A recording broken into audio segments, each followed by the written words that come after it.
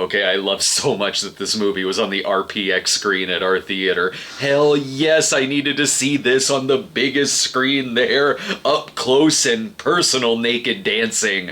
I knew this was gonna be good when the theater was like, we've had some walkouts on this earlier. This movie is like Brandon Cronenberg doing a season of White Lotus and saying, needs to be a little more like Crash, with a dash of multiplicity thrown in there. I loved his last movie, Possessor, and I'm a big fan of this flick too. I liked David Cronenberg's Crimes of the Future as well, but I dig these two even better. Or as I said in the car on the way back, I like this better than Crime of the Age. And my wife was like, you mean Crimes of the Future? Oh right, sorry. I reference Crime of the Age a lot on the Snob. Anyway, my point still stands. It is better than the Cristiano Brothers 1988 film, Crime of the Age.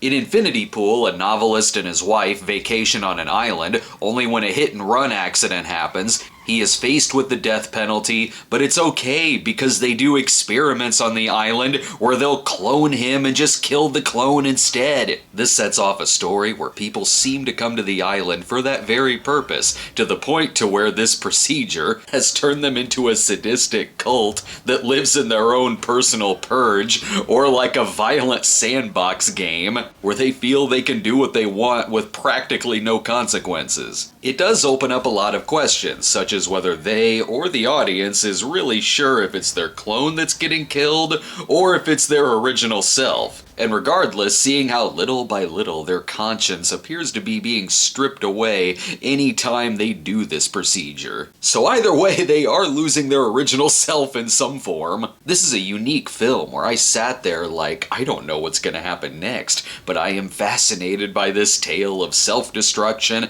excess, and how quickly someone can remove any shred of human decency when the consequences are so light, it just makes the characters laugh and is part of their fun. Plus, it's worth the ticket price alone to see Mia Goth go over the top again. I'll give the movie an A. It came out last Friday, and I'm glad I got to see it. And stay tuned because I'll also have a review coming up for Fear, which I am a little behind on the past weekend's movies. I had to work around the very limited screenings of Left Behind. It was top priority since I knew I'd have a lot to say about that. That review was about 7 minutes, and this one, 3 maybe? But if it's more Cinema Snob you're interested in, subscribe to our Patreon at patreon.com/thecinemasnob, where the second part of our upcoming 1961 in film episode is posted, this time with looks at classics like Guns of Navarone and Beast of Yucca Flats. Sure, that's over an hour's worth of Cinema Snob material over on Patreon. Hope to see you there.